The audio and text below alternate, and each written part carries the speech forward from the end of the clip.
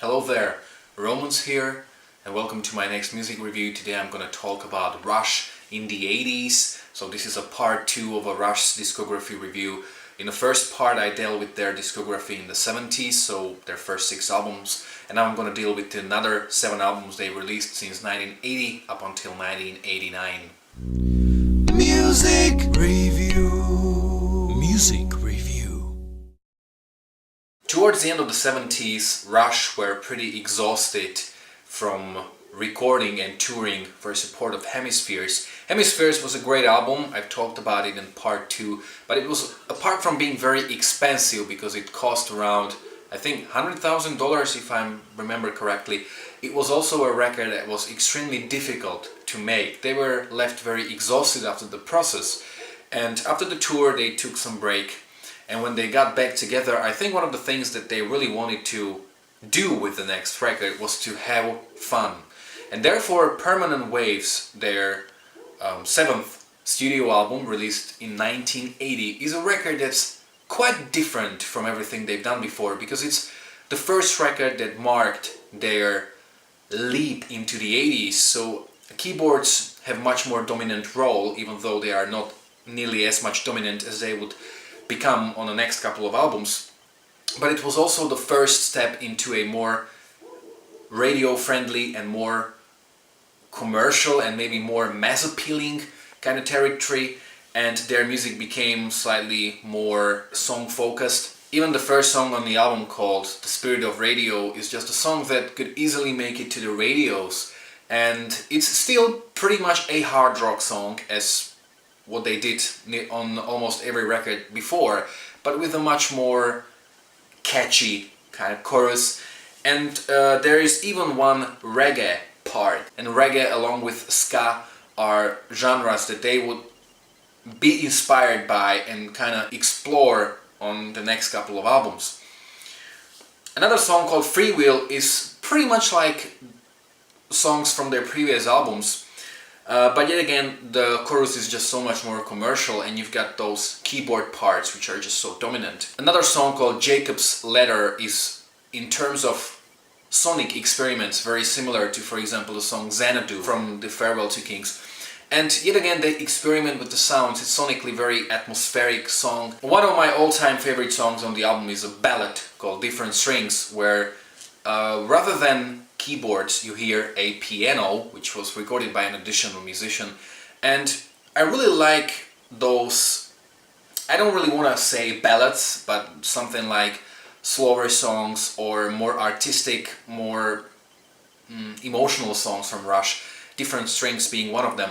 And they are just so unique, especially in the catalog of Rush. The last song, called Natural Sciences, is probably the most progressive track on the album. It kind of reminds me of Dream Theater, so I think Dream Theater probably got inspired by Rush a lot. When I've heard this album for the first time, which might have been something like 5 years ago, I couldn't help myself but feel that this record is very, very cold for me. Of course, after some time I got to appreciate this record more. I think it's a pretty good album, even though I prefer the albums that came before and after much more. Permanent Waves for me is 8 points out of 10. I think this was a pretty cool album where they mixed their unique songwriting style with mass-appealing kind of approach. Another album they've released was called Moving Pictures in 1981, and this is not only probably the most appreciated and usually their most recommended album to start with, it is also their most commercial one and the most successful one. This was the album when Rush became as famous as they ever were. I remember from a documentary that they actually started playing really big venues and there were just a lot of teenagers, and Rush became, for a very short period of time, the thing. Moving Pictures really deserves all this praise because they took everything that they kind of started exploring on Permanent Waves and they yet again improved it in every way. What I absolutely appreciate about this album is that it has that undeniable 80s quality. It really sounds like it was made in the 80s, but it's still very unique in terms of songwriting, and Rush pretty much created a record where you would say, yeah, this is exactly Rush, this is their unique songwriting, yet the album sounds pretty different from anything that came before it. And the whole record, along with a few other records that came afterwards, has a very sci-fi atmosphere. The album opens up with probably the most famous Rush song called Tom Sawyer, which I think they played on every gig ever since. It's got a very signature keyboard sounds. The album continues with the song called Red Berchita or Berchita, I'm not sure about the pronunciation, it's a type of a car, which continues in what Tom Sawyer started. Another song is yet another instrumental that they made. With this instrumental they wanted to do something similar as La Villa Strangiato from the album Hemispheres, but this time they wanted to do it not in almost 10 minutes, but in like 4. And this song is just really such a great instrumental. There are just so many things happening, and yet again this shows how great musicians they were, because there are a lot of different and unpredictable time changes, and it's got really great bass. As a bass player I love the sound of the bass. Limelight is probably one of the most successful singles from the album. It is the first track I've heard from Rush, and when I've heard it for the first time I was like, wow, this is such a catchy yet such a unique song. And this song also contains one of my most favorite solos from Alex, where I think that he really captured that sort of a feeling of loneliness and of isolation. I like how great and unique the songwriting in this song is. Camera Eye is probably the last really long and epic song Rush recorded, because it's around 10 minutes, and I just adore that 80s sci-fi atmosphere. It kind of reminds me of the albums like Drama from Yes. It is just this great epic prog tune. Another song, Witch Hunt, is also that kind of sci-fi 80s atmosphere driven songs mixed with some heavy prog guitars. This is what I really like about it. And Vital Signs is one of those songs where Rush really showed how much they were influenced by the Police. I think that probably Ghost in the Shell was the album that really influenced Rush in terms of sounds. I like how epic and serious at the same time the song is. Vital Signs is a song that kind of predicts what kind of record they would do next. So I think Moving Pictures is really a great album. Is it a good starting point for Rush? Depends. If you like progressive music, if you like progressive rock, it kind of doesn't matter if you start with 2112 or if you start with Moving Pictures, because both of these albums are very, very different, very much like the decades they were released in. I think that Moving Pictures is really one of the best records I've ever heard. For me, it's definitely 10 points out of 10. The next album Rush released was called Signals from 1982, and I really appreciate Rush for not simply making Moving Pictures 2. You know, this is what happens very often with bands. They find the right way how to do music, they release a record that becomes famous, and then they want to do the same thing again. Now, this is not the case with the Rush. Signals is very, very different from the previous 2 albums, especially because of a heavy, and some may say over usage of synthesizers and keyboards. Now, this is a record where synthesizers almost become a dominant feature of the album. So sometimes it seems like keyboards are more important than guitars. This is also one of the things that the album was criticized for, that Alex's guitars are kind of somewhere in the background. The first song, called Subdivision, is just this monstrous track, and it also became one of their most famous songs. I think it's amazing to see how when the song starts, it's got that sort of a predictable 80s kind of lick, but then it goes in a way you wouldn't expect to. So the song is both predictable and then not. I think it's one of their best songs, and I'm really amazed by how much they redefined themselves on this album. The second song, called Analog Kid, is this sort of a rocker song with some pop chorus. It kind of shows Rush in a way you haven't heard them before. Chemistry is another great 80s keyboards driven song. Digital Man is another song that was kind of influenced by the Police with that reggae rhythm. Weapon is another very typical 80s track. And this song has some keyboard parts that reminded me of Tangerine Dream, probably the most famous electronic band from Germany. And there are many moments where bands seem to push themselves more into an electronic rock kind of territory, and I think it just sounds amazing. New World Man is a pretty successful single from the album. It's another, at moments, reggae-based song. Personally, this is the only song where I think that the chorus could have been a little better or a little stronger. Another song called Losing It is yet another song similar to Different Strings on Permanent Waves. This is one of those not necessarily ballads, but kind of a more emotional songs, and it's just such a unique song. I really love how they experimented with electronic violin. Lyrically, this is actually the song which Neil Peart mentioned when he announced his retirement, that he didn't want to end up like the song Losing It. The last song is called Countdown, and this is not a cool song. There is one moment, one part that is almost similar as from Subdivisions. What I like about Signals is that Rush sounded very, very fresh. They redefined themselves once again. I like how they embraced the 80s, because this is a very, some people may see this record as being a little outdated because of all the sound and all the technology that was really typical for the 80s. But it's so amazing how they embraced it, and they didn't become slaves of those 80s, but they used it for creating something really unique. The funny thing is that even though many of the keyboards parts may give you a sort of a feeling of this record being more accessible and more commercial, this is actually a pretty difficult album to listen to. It takes a lot of time for you to get into the record fully. For me, this is 9 points out of 10, really an amazing album. The follow-up record was an album called Grace Under Pressure from 1984.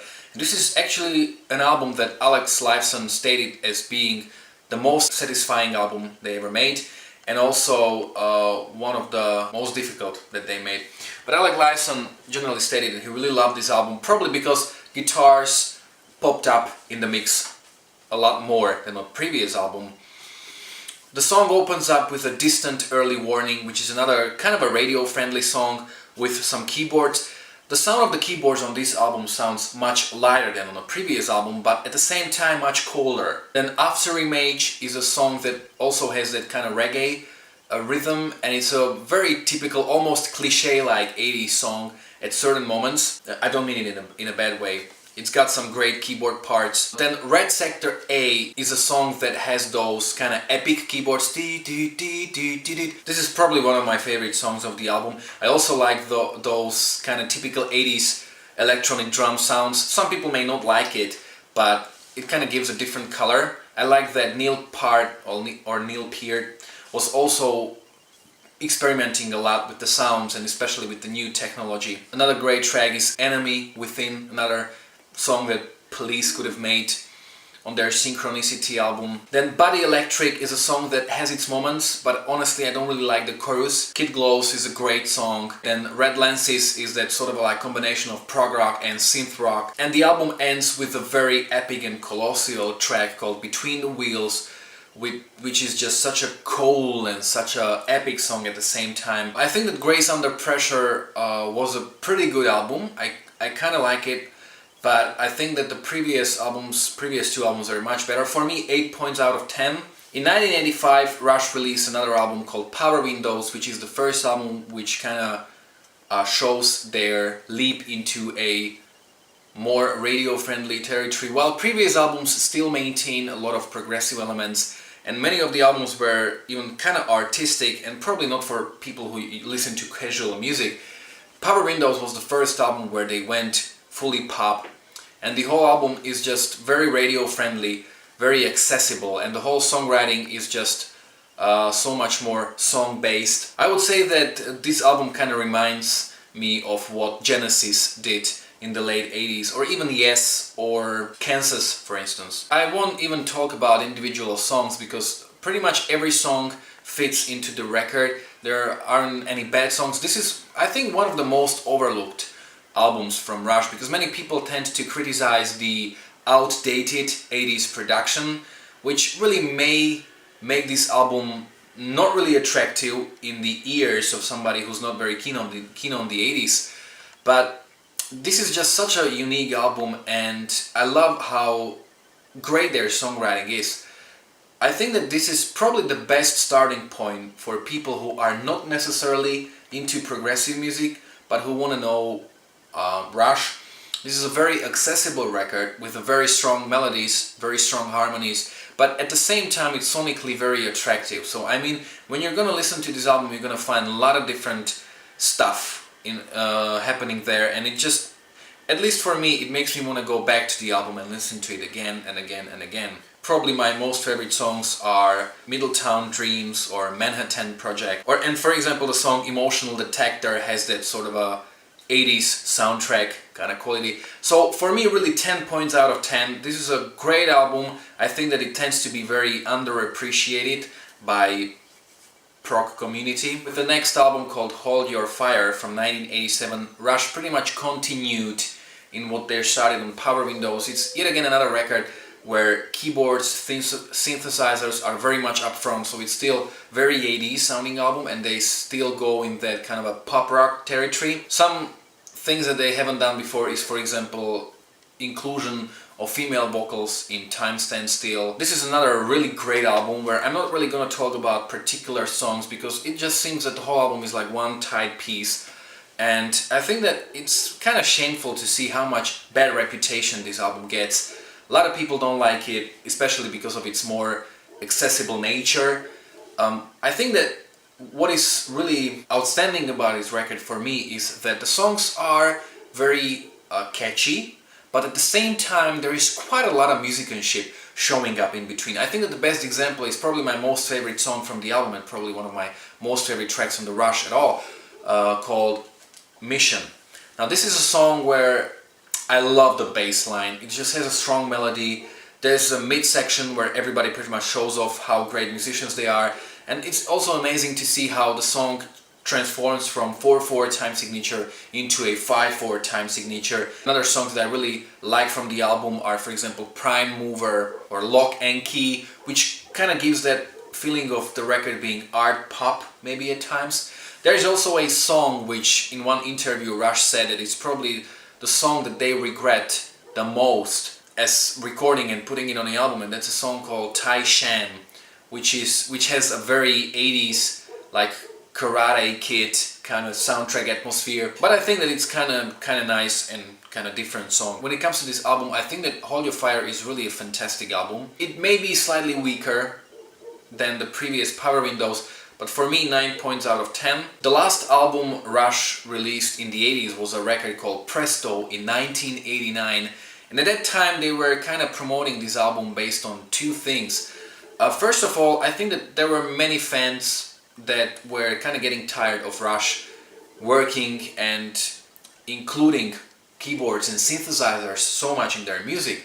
And they promoted this album as more getting back to that sound that defined them. And I always felt as if Rush were making albums in sort of like pairs. Like you had first two albums pretty much being hard rock, straight hard rock albums. The other two albums, Carriers of Steel and 2112, were trying to include some progressive elements, with one record failing to do so, the other one not. Then they became full progressive band. They went full prog mode with Farewell to Kings and Hemispheres. They started to experiment a little bit with some more commercial songwriting, as more with the keyboards on Permanent Waves and Moving Pictures. They went full keyboard mode with Signals and Grace Under Pressure. Then they moved into a more radio-friendly territory with Power Windows and Hold Your Fire. And then the Presto was the first album where the change kind of happened, but also it didn't, because Presto and Roll the Bones are, from a songwriting point of view, very similar records as the previous two, just keyboards are slightly more in the background. So Presto is a record where keyboards are kind of in the background. Originally when they recorded this album, they recorded it just as a trio, but eventually they couldn't resist recording keyboards and putting all those 80s stuff as a sort of a coloring to the production. Now this may be, and probably this will even sound as a more rocking album than the previous two albums, and upon listening to the first four songs, it will be pretty excited because Show Don't Tell is a great track. It's again traditional 80s pop rock Rush, but with a more energy than before. Chain Lightning has almost alternative feeling. The Pass is another great song. I love the groovy Scars. But the problem is that the second half of the album kinda lacks too much of a freshness for me, and it just sounds like some unused material and some B-sides from the previous two albums. And I think that at this point you will kind of get tired of this Rush experiment with pop music. And probably the only song that stands out from me from the second half is Available Light, which is similar to Different Strings or Losing It, another very beautiful and artistic song. But this album sounds kind of, you know, it seems like Rush were playing it safe with this record, and they experimented way too little, which resulted in a record that sounds very predictable and very much heard it before within Rush's discography. Funny thing is that Rush actually said that this, if they could do another record again, it would be this one, because they really like this record. One of their favorite songs was, for example, Superconductor, which I never really liked. So for me, this is 7 points out of 10, probably the weakest record in the 80s. So to sum up, I think that Rush in the 80s were a great band. I kind of don't understand why even many musicians, when you say Rush, they tend to appreciate 70s stuff, probably for being more prog, I don't know. It was a really great period for Rush, especially when I was reading how they were writing music that, for example, I think it was either before Grace Under Pressure or Power Windows, that each band member was writing his own parts at their homes. Like Geddy Lee was experimenting with a computer recording program and some keyboards at his home. Alex Lifeson was recording his guitar parts on tape, and Neil Peart was writing lyrics at his home, and then when they got together they combined all their ideas. So this concludes my second part of Rush's discography, and in the third part I'm gonna deal with their 90s discography and also 2000s and 2010s. I hope you liked this review. If you did, don't forget to like, to share, to subscribe. If you know these albums, if you agree with me or disagree with me, you can leave a comment in the comment section below. You can follow me on Facebook or on Instagram. You can find the links in the description below. So until the next time. Yeah, and if there are any bloopers, you can enjoy them. So thanks for watching. You're welcome. Hello there. It's just such a different song from everything that blah, blah, blah. Even the That wasn't me. It's Neighbors. fuck them. That's the one that came out at. Oh, it's interesting. Yeah. The most beautiful girl in the world, ladies and gentlemen. This. Show yourself that you are beautiful.